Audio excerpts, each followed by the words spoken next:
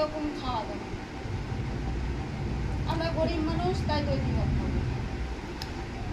তোমার পেট খারাপ, তুমি ডিম খাবে না।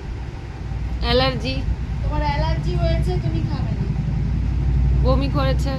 ঠিক আছে, এত দই, দিনেও দই। এইদিকে তাকাও, ঠিক আছে তো?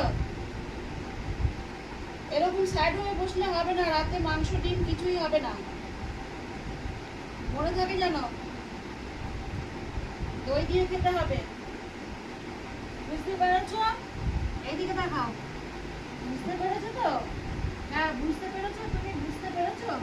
এদিকে তাকাও, তুমি বুঝতে পেরে, এই যে পেটটা তোমার ভালো নেই, তাই তো দই।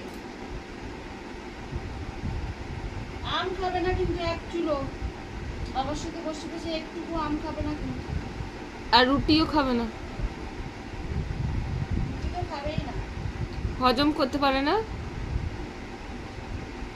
তাও খাবে, লুকিয়ে চুরিয়ে চুরি করে যাবে বাবার সাথে আম খেতে।